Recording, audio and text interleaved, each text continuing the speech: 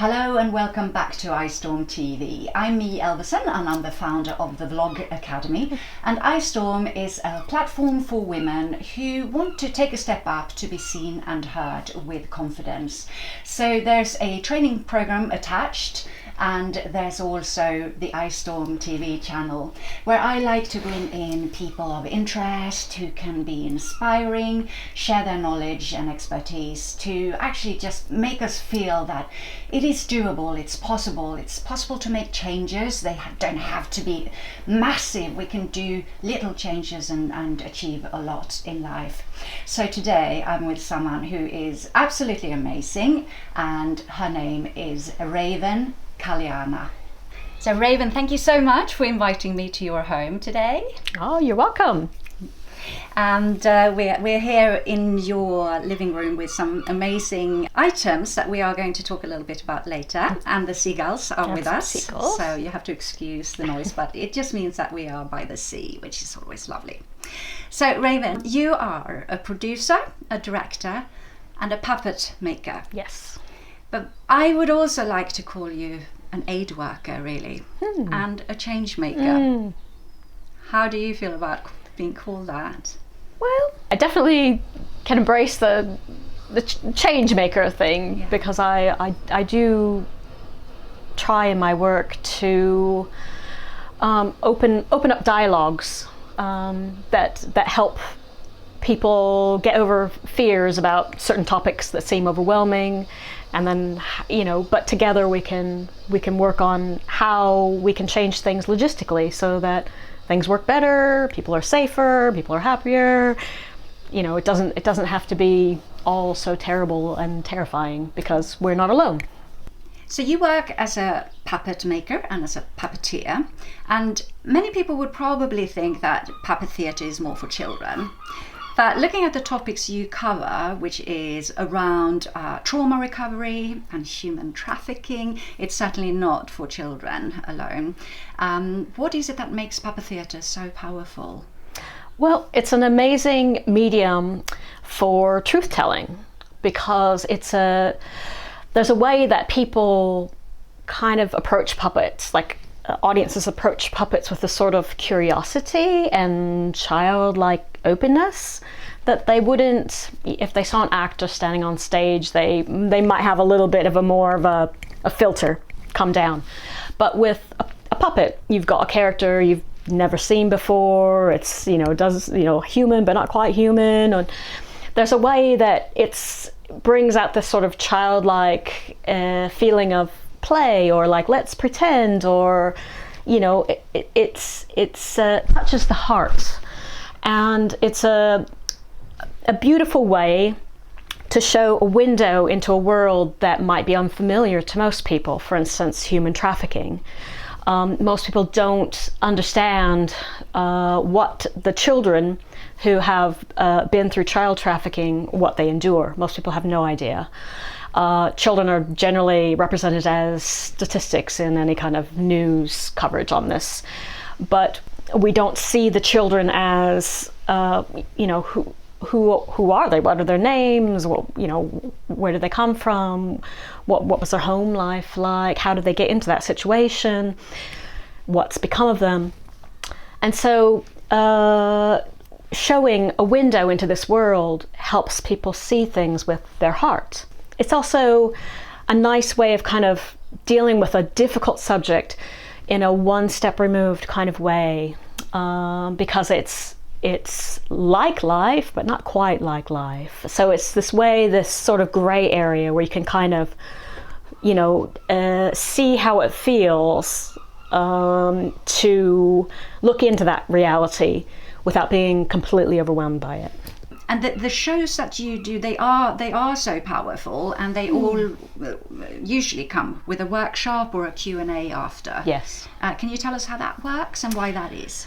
Well, Hooray for Hollywood, my play and film about human trafficking, that one came with a Q&A afterwards, an audience discussion that I facilitated. And for the live performances of it, I invited Childline to help facilitate the post-show discussion. So the reason that I am interested in the topic is because it's autobiographical. I was trafficked as a child.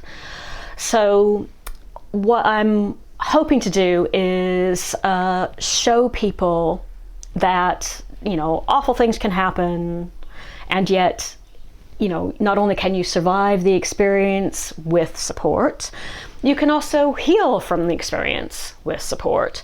You can also start to transform your experience. You can make it into something that actually helps other people. You can make it into art. You can make it into something that's meaningful in society, instead of something that's just, senseless violence. So a lot of my work is about reclaiming my own narrative, but also showing other people that they can reclaim their stories as well. So I really want, in the post-show discussions, I would tell a bit about my own survival and what it took to heal from that, and but just to show people it's like it can be done.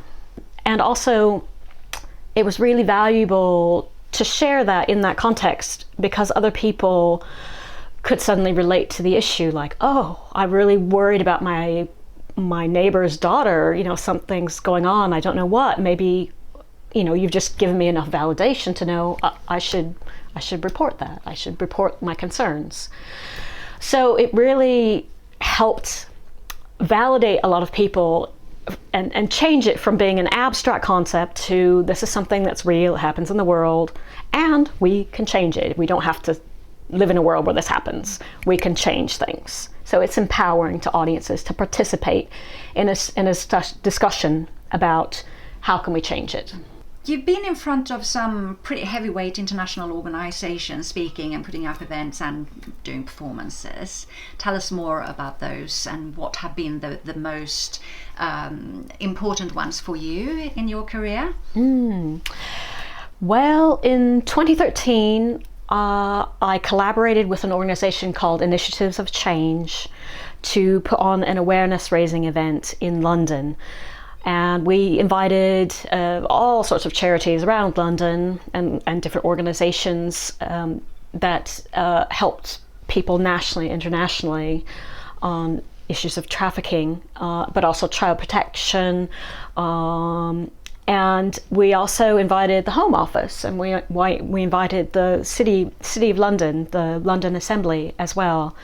And it was an amazing, powerful talk. Basically, I showed Hooray for Hollywood, followed with a question and answer on my own personal experiences, and then we had a panel discussion on with some legal teams which helped represent trafficked people and abused children.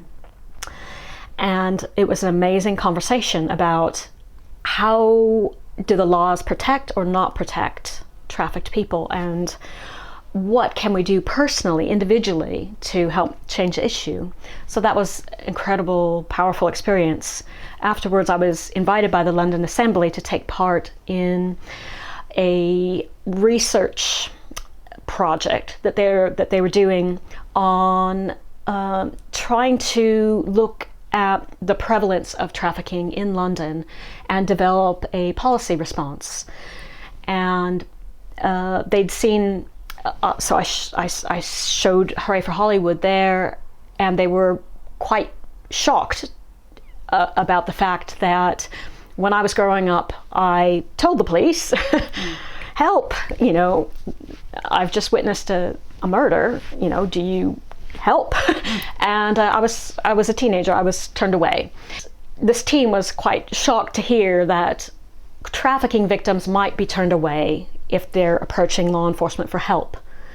And they were like, does that still happen? Because you grew up in America, so maybe that doesn't happen here. I'm like, why don't you ask the NGOs that you're interviewing to find out if that still happens? And it turns out that was really quite a common occurrence. And so one amazing thing that came out of that was in 2014, there was a set of laws enacted to help protect trafficked people. And enhanced police training and supervision on this was a big part of that. So otherwise, it may have been missed, it may not have got in there. So I feel like my puppets were part of helping to raise awareness about that issue. And absolutely. Anyone who thinks puppets are just for children, they need to rethink. And though they are supporting children, fantastic work. Really, really impressive. Thank you. So tell us a little bit more about your workshops and who they are for. Okay, I have a workshop for young people or adults who may have experienced trauma, and that's called Rehearsing Resilience. I also have another workshop for professionals who are working with children, and that one is on play therapy techniques using puppets.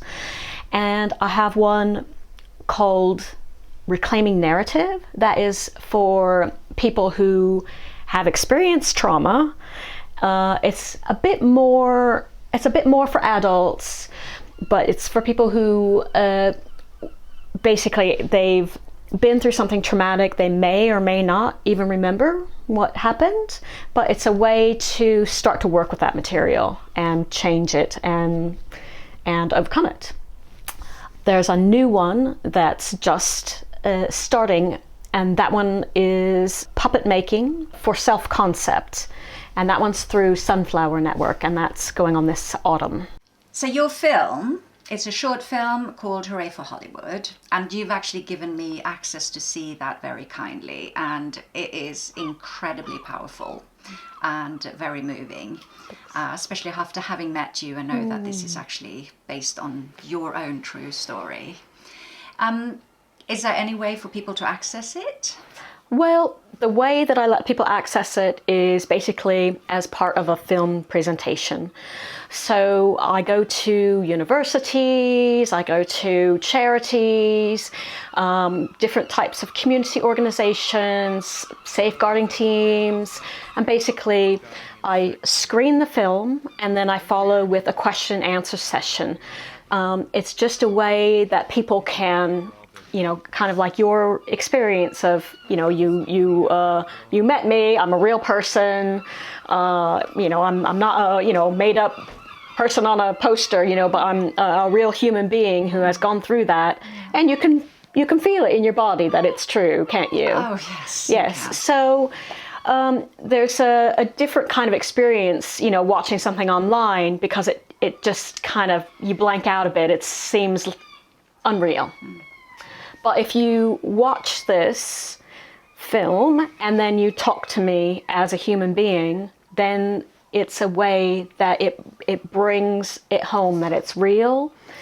It happened to me, and I was able to transform the trauma and the damage and all that happened to me. I was able to transform it. So it helps to give people hope, because there's so many people who have, suffered terrible things, or there's a whole spectrum. People may have, gone through emotional abuse, or they were battered, or, they endured rape. But if they see somebody else who has overcome something so difficult, then that just shows them that they have the resources within themselves to overcome what the barriers are in their own life as well. So I do it because I want people to see what's possible. And if it was possible for you, it is possible for Yes. a lot of other people. Yes. Because it was during a long time. Yeah. It was awful scenarios. We're not going to go into the details, but over a very long time. Yeah. And extremely brutal situations. Yes. And you are here. Yeah. And now you are helping other people. Yeah.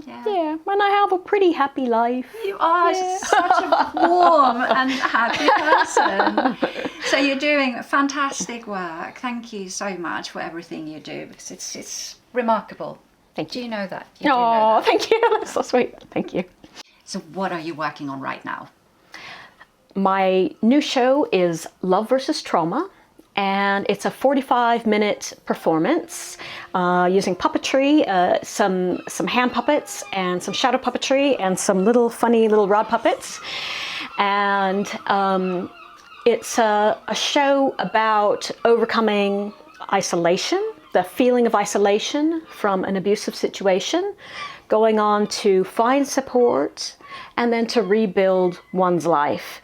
It follows with the post-show discussion on both the personal and societal effects of trauma, because trauma isn't just, our own little, damage or whatever. It actually, it echoes out into all of our relationships, into our communities, our families, and also into who we choose as political leaders, how we treat the environment. So we might all be coming from this very emotional place that we're not recognizing. A lot of the destructive behaviors that we have as a country or as a species, I believe, come from unaddressed trauma responses. So looking at the roots of our behavior, our most destructive human behavior, I think we can diffuse it. So if someone wants to book your performance, Love versus Trauma, who might they be and what are the requirements? Well, it does require a theater or other space that can go dark. Usually it would be a theater, but we have also performed in kind of more conference spaces and things like that. It is available for touring, so happy to travel. Yes, so it could be a university, it could be a community group, could be charity, could be, but we just need a space that goes dark. So get your bookings in. How do they find you? I've got a website. It's ravenkaliana.com. So Raven, you're going to share your 3 top tips for the ladies watching. Tell us. So the first, I would say, don't be afraid to build your work around what feels meaningful as opposed to what seems profitable. I would say truth is its own currency. And what I mean by that is that when you're doing something that's in line with your own spirit, with your own talents, with what you feel is right in the world, other people see that. Other people, it resonates with other people. If you can feel in yourself that you're going the right way, then just keep walking, because other people will come through to help you move forward. So trust your instinct, yes, and your passion, yes, and follow it. Yes. So number 2 is we should, at this juncture in history, we should all be using our talents and skills to make the world a better place, not a worse one. And we might really even feel the pressures of a lot of patriarchal values coming down on us right now. But as women, we don't have to lead in a patriarchal style, meaning we don't have to oppress others. We don't have to, use a hard iron fist. We can actually, as women, most of us have been socialized to seek support from other people, to ask advice from other people, to work collectively and cooperatively with other people. And all of that is part of rebalancing the world, really, because what we need to do as a society, as a species, is actually work in cooperation with nature, to work in a nurturing way towards each other, and not in a divisive or competitive way that cuts people down, but in ways that lifts everyone up. So number 3 is a question, actually. How can we build the world we want to live in? And a lot of the major structures in society need to be rethought and reworked right now. But the thing is, it's a practical problem, and together we can change it. there's been some great ideas and movements lately in that direction. And one is the Well-Being Economy Alliance that's been established by Nicola Sturgeon. A lot of countries are beginning to join in, New Zealand, for instance, Iceland, and it basically looking at how can we restructure things so that we're not looking at the world through the lens of profit, but of personal well-being and sustainability and social justice. And that's what actually makes people happy, and not finances and not financial exploitation. So just looking at how can we do it, and let's do it together now. Brilliant. Thank you so much for those valuable 3 top tips.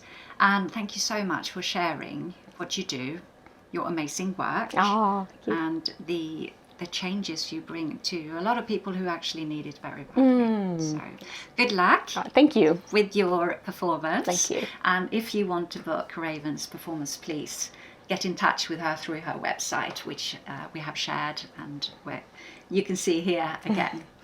And please do subscribe to the channel so you don't miss any upcoming interviews with other amazing people in the future. And if you want to have a look at the iStorm program, please go to the website www.istorm.org.uk. Thank you for watching this episode, and we'll see you next week.